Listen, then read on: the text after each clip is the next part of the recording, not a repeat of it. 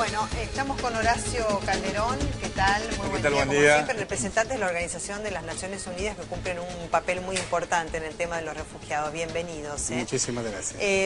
Bueno, en realidad el tema de los refugiados lo hemos hablado en este programa muchísimas oportunidades, porque cada vez que hablamos de la guerra yo hacía referencia a los refugiados, porque la verdad que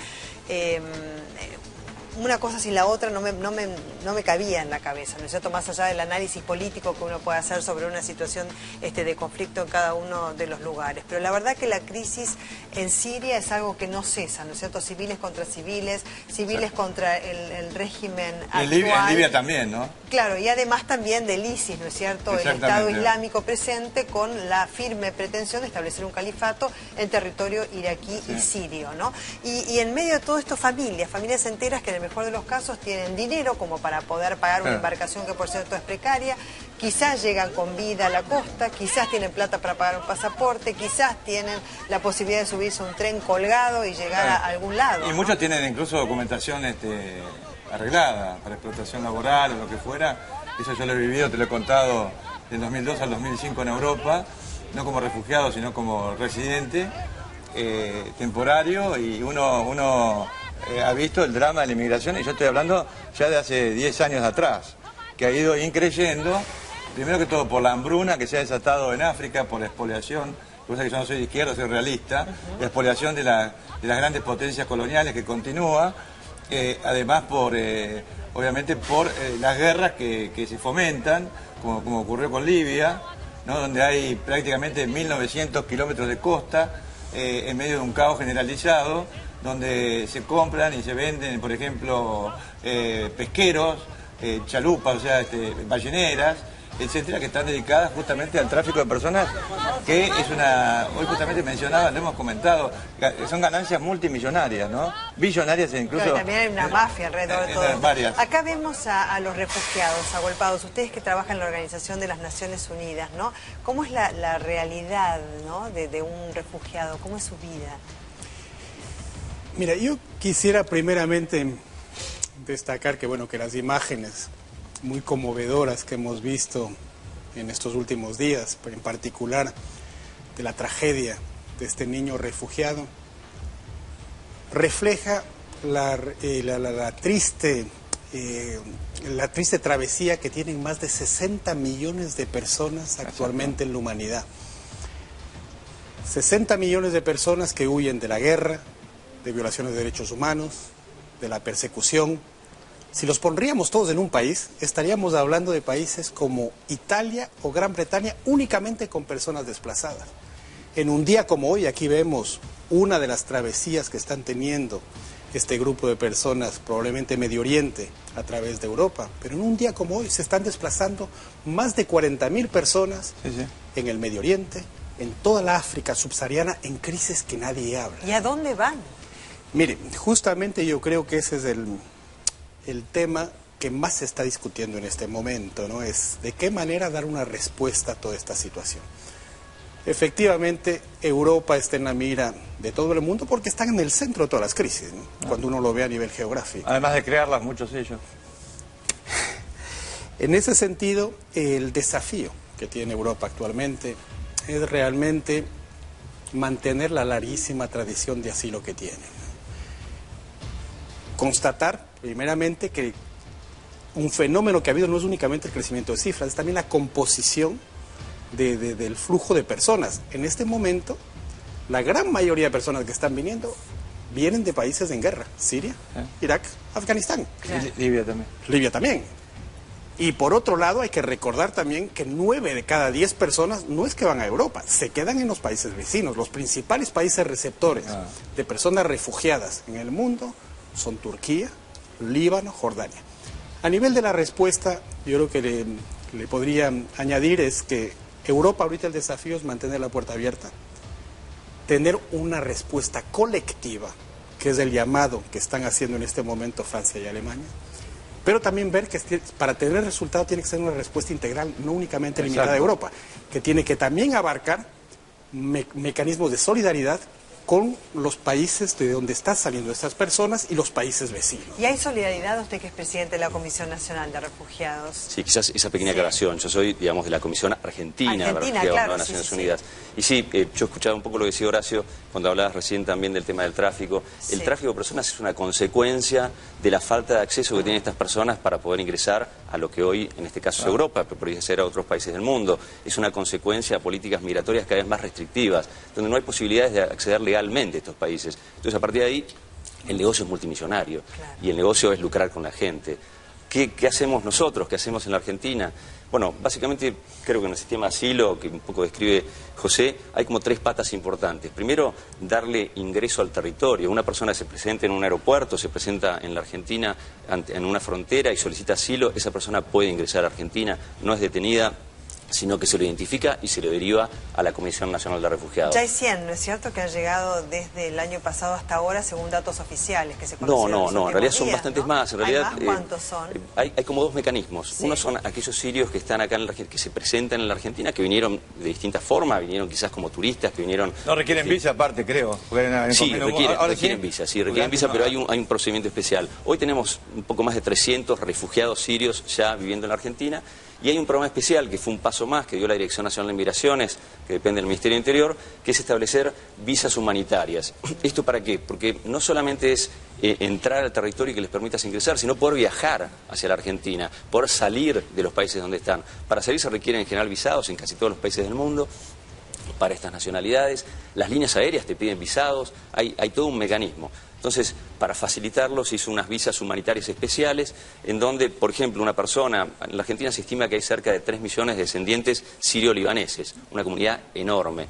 Hemos trabajado con las comunidades, con el Centro Islámico de la República Argentina, la Federación Árabe, la Iglesia Ortodoxa, y con ellos lo que buscamos fue difundir en esa comunidad, y aprovechamos la ocasión para también hacerlo, para que cualquiera de ellos que quiera llamar, sea un familiar hasta de 4º grado, un primo, un tío, un abuelo, etcétera, o que tenga relaciones de amistad, sociales, familiares, etcétera, puede invitarlos a venir haciendo y formando parte de la asistencia y la colaboración para darles ingreso. Y esas personas ingresan con visas humanitarias. Claro, y más allá de tener una visa humanitaria, quería saber si algún particular argentino que quiera albergar a sirios puede hacerlo, de qué maneras. De ser así, ya volvemos con este tema porque lo escuchamos en Boca, es el de los refugiados.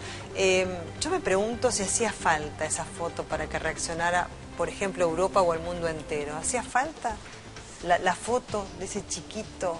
Yo creo que sí, muerto en la playa? Qué lamentable, lamentable. La foto y la muerte más que la foto. Claro, pero yo creo que por lo menos esa foto ha sido realmente importante para despertar esta conciencia dormida, si es que tienen conciencia los dirigentes europeos, que son, digamos, corresponsables de lo que está sucediendo, sobre todo en Siria en este momento, que es el foco de atención, y también en otros países, como el caso, yo vuelvo siempre a tocar el tema de Libia, porque es un país donde se destruyó un régimen dictatorial, pero que abrió el camino al caos que está llevando, porque, a ver, muchos inmigrantes que van por tierra, María Belén, que los hemos comentado, porque hay distintas rutas, a través de los Balcanes. Es muy difícil. Es muy difícil el acceso también. Claro, pero ellos, hay pago de peajes a las bandas criminales, pero no tienen tanto peligro como aquellos que cruzan el Mediterráneo o intentan cruzarlo. Bueno, en el caso del chiquito Aylan Kurdi, que es un chiquito kurdo, ¿no?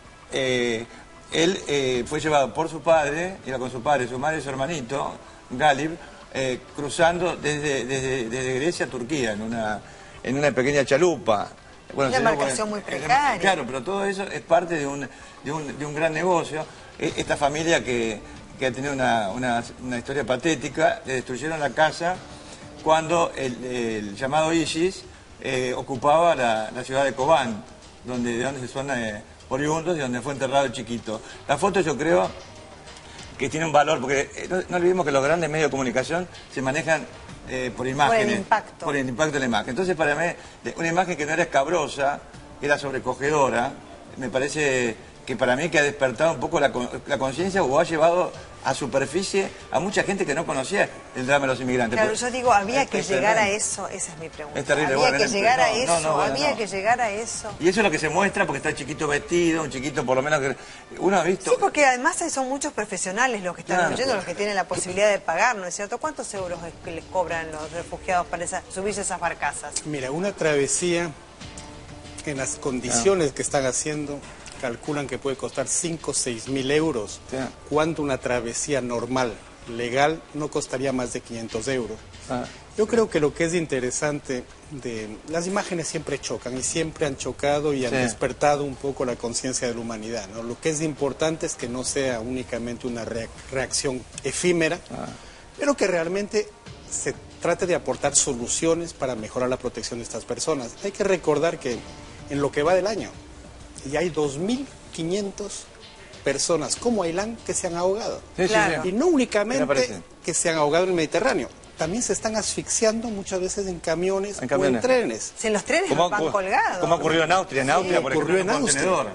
Quizás Belén, incluso lo que nos permite es humanizar los datos. Cuando bien decía recién José, en el mundo hay 20 millones de refugiados, 60 millones de... 20 millones de refugiados, de los cuales 10 millones son niños. Ahora, no vemos vemos el número, no vemos las caras. Esto nos hace ver una cara, es un horror. Claro. La verdad que te dan ganas de llorar. Y el papá de Ailán, que había pedido realidad. refugio con su familia en Canadá porque tiene una hermana viviendo allá, que ahora recién se lo van a dar, pero bueno... ¿Lo rechazó? Sí, se lo rechazó. La apertura, ¿no es cierto?, de las puertas por parte de Alemania y Austria, son realmente fidedignas. Una vez que llegan, les dan lugar para vivir, les dan un trabajo. ¿Qué pasa con el refugiado una vez que se le abre la puerta a un estado como estos? Mira, yo creo que lo que vale la pena destacar en esto es que en estos 2 últimos días hemos visto toda una reflexión política de Europa de justamente mantener las puertas abiertas, pero también una reacción social. Eso es lo más importante. Es impresionante, es conmovedor.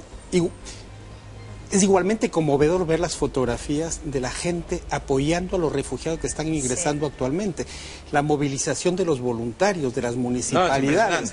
Es impresionante. Estaban dormidas, estaban dormidas. Y particulares, porque a veces se acercaban a los trenes, gente que tiene plata, y dice, yo viví en Alemania del Este, yo sé lo que es pasar por penurias. Y bueno, y ellos también pudieron hacerse de una fortuna o de dinero, y empezaron a darles plata, se ponían al lado del tren a darles plata a los que iban llegando. Eso fue impresionante, eso fue una movida social. Y es en eso, María Belén, que creo que más allá de que la gente puede ingresar, Europa tiene la capacidad para atender a las personas, pero la integración de las personas pasará fundamentalmente por esta acogida social que se está dando. En eso yo creo que vale la pena recordar que en todos los países del mundo está la parte del ingreso al país, de que se le brinde protección, que no se lo devuelva, no puede regresar a su lugar de origen, pero también que se le dé una mano para que pueda vivir una vida normal, ¿no? Claro, eso es lo que digo, porque una vez que llega, que bueno, en el mejor de los casos, ¿no es cierto?, llegando, ¿qué pasa con el refugiado? Muchas veces hemos hablado con Horacio y nos habrán escuchado el tema de la inmigración ilegal en Europa, por supuesto, de excolonias, de por ejemplo Francia, Italia, España, ¿no es cierto?, que huyen de sus lugares de origen para encontrar una mejor vida, muchos de ellos marginados, excluidos, no integrados socialmente, que los ha llevado a integrarse a las filas del ISIS, del Estado Islámico, ¿no es cierto?, entrenados, luego yendo a Afganistán o a Irak o a Siria, ¿no es cierto?, para seguir combatiendo. Porque hay mucho temor, mucho temor en Europa a esto, ¿no? Entonces, que esta imagen chiquito Ailán no tenga una continuidad, que sea tomado como un símbolo, pero que no sea algo, digamos, que se detenga en el tiempo. No, que no sea algo, un espasmo y que luego se olvide. No, hasta el próximo Ailán, porque Ailán, bueno, es un símbolo.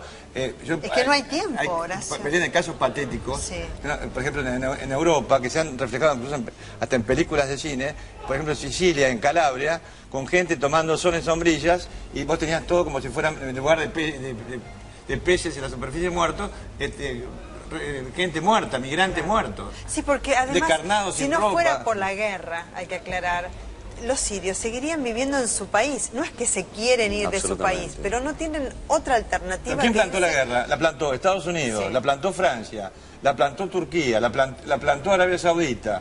Participa también en defensa de sus intereses Rusia, participa Irán, etcétera. Entonces tenemos un país martirizado porque esto se detona con una especie de protesta a la cual después se suman estos movimientos extremistas que son proxies, como se dice en inglés, de los grandes actores internacionales. Claro, porque ¿quiénes lo financian? ¿Quiénes lo financian? Mira, el dinero de Arabia Saudita, por ejemplo, cuando cae la ciudad, porque vos estás haciendo foco en Siria, la ciudad de Idlib, en Siria, ¿cómo consiguen derrotar al gobierno sirio? Estados Unidos, Turquía, Arabia Saudita, Emiratos Árabes Unidos y otros actores pusieron sobre una misma mesa a sus representantes, a sus proxies, sean yihadistas, sean islamistas, etc. Y cuando derrotan a las fuerzas de Bashar al-Assad, que nadie defiende, lo hicieron con misiles filoguiados americanos. Claro. Bueno, entonces, la crisis en Siria entonces, ¿no? Civiles contra civiles, civiles que están a favor del régimen sirio y otros que están en contra.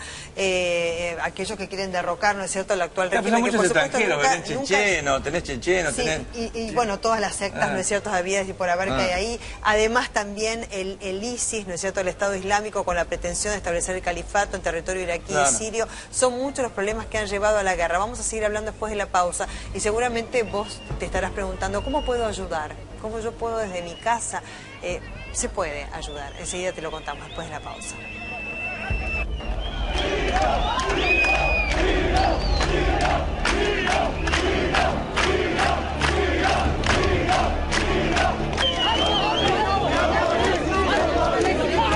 Hay una imagen que está recorriendo el mundo, por cierto, que es la que muestra a todos los refugiados que están llegando en estos momentos a Alemania.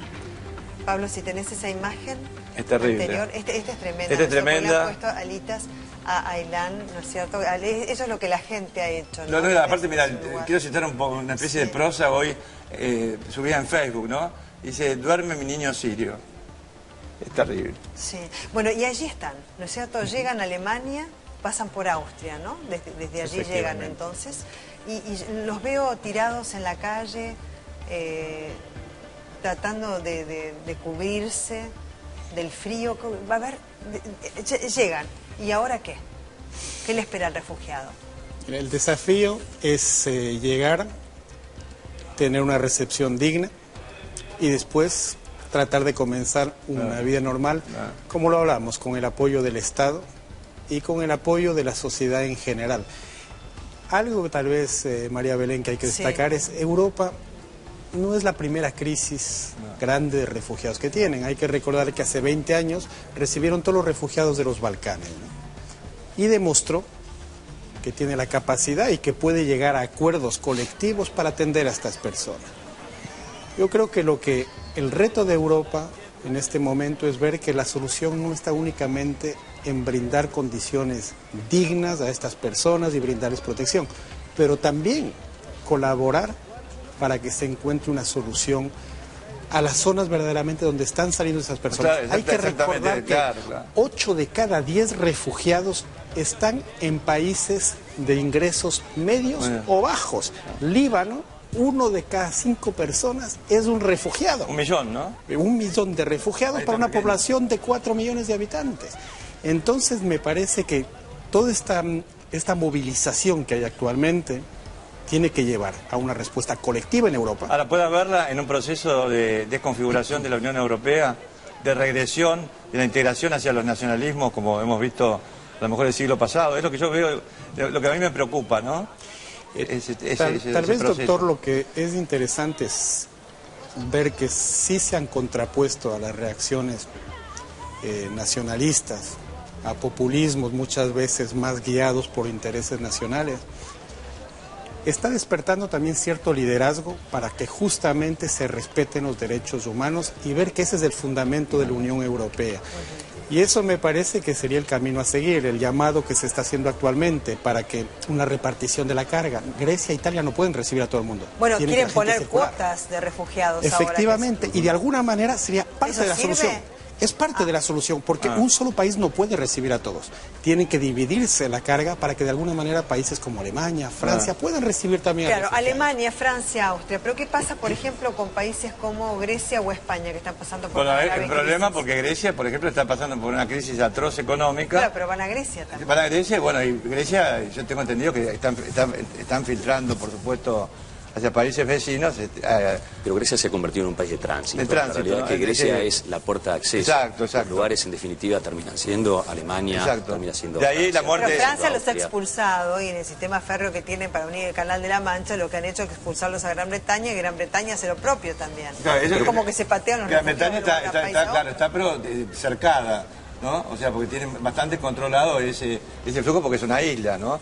Pero ustedes que conocerán el acuerdo Schengen, el acuerdo que lo hemos tratado acá, que es un acuerdo que permite la libre circulación por Europa. Yo, por ejemplo, bueno, no cumplía otro tipo de funciones porque estaba muy relacionado con la Santa Sede, pero entonces, por ejemplo, una persona que tiene el soggiorno, tiene la condición de residente, puede trabajar en Italia, puede trabajar en Francia y circular. Lo que se ve ahora es que hay países que pertenecen al acuerdo Schengen, ¿no? Que están de alguna manera planificando políticas para poder levantar barreras que creo que, me corrigen ustedes, pueden tenerlas durante 8 días, 10 días, no pueden. Entonces, de acá al año 2018, 2019, porque siempre es importante verlo a futuro, lo que se prevé es que mucha gente pueda, por ejemplo, en el caso de Islandia, hay países muy concretos que se quieren retirar del acuerdo Schengen, con lo cual ellos volverían indudablemente a colocar estas barreras que estamos en este momento viendo abiertas, porque estamos frente a un drama que se ha puesto en superficie por la foto de un niñito muerto, ¿no? Hablábamos de visas humanitarias, ¿no es cierto? La obtención de las mismas para poder lograr el refugio que buscan los sirios. En este caso sirios, pero hay muchísimos más, ¿no es cierto?, de otras nacionalidades. Hay particulares argentinos, por ejemplo, a mí me han consultado, me dicen que te traslade, ¿no es cierto?, esa inquietud. Por ejemplo, yo tengo un lugar y el corazón abierto para albergar a familias sirias. ¿Eso se puede hacer? Mira, la verdad, te debo ser honesto, en estos últimos 2 días deben haber caído, pero han caído casi cientos de mails con gente que quiere ayudar de distinta manera.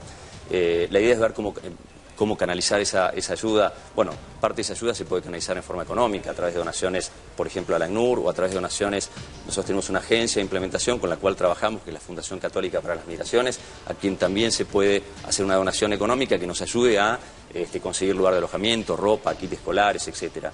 El Estado viene trabajando en eso, es decir, tenemos aquellos que llegan, números pequeños en comparación con esto, por supuesto, y le buscamos alguna solución, por lo menos transitoria. Ahora, los problemas más graves están en ese proceso de integración, en el trabajo.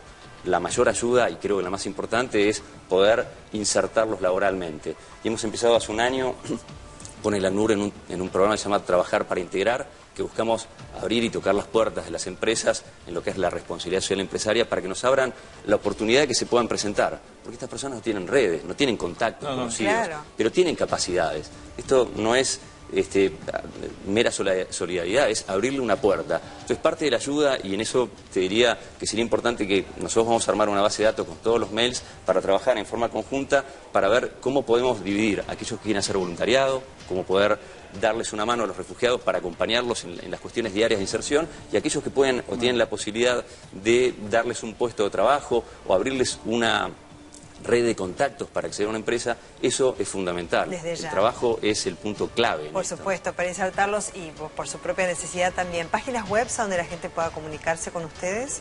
Efectivamente, tendríamos la página www.acnur.gov.ar, www.migraciones.gov.ar o www.conare.gov.ar. Estas son, digamos, creo, las 3 páginas donde más están consultando a la gente, y cada una de ellas tiene una dirección de mail que están puestas también en la misma página para no hacer Porque mucha gente quiere ayudar y no sabe cómo. Exactamente. Así que, bueno, les agradecemos muchísimo que hayan estado acá con nosotros. Gracias. Gracias, Horacio, como siempre, por el análisis. Nos volveremos a tema lamentable, ¿no? Desde ya, por supuesto. Pero es impresionante la cantidad de gente que se ha comunicado con nosotros a través de las redes sociales de C5N, de Twitter, y con a mi Twitter personal, que es @mbelenaaramburu, porque pusimos un hashtag que es #refugiados. Yo voy a subir a Twitter, se llama Duerme mi niño sirio. Da mucha congoja. Cuántas veces hemos llorado, ¿no?, con esa fotografía. Muchas más que hay para mostrar, que digo que muchas veces, ¿no es cierto?, tenemos y no mostramos, son muy duras. Gracias, Horacio, también. Muchas gracias a ustedes. Está Roberto Giorgi, para descomprimir un poquito, para relajarnos en la puerta con los autos.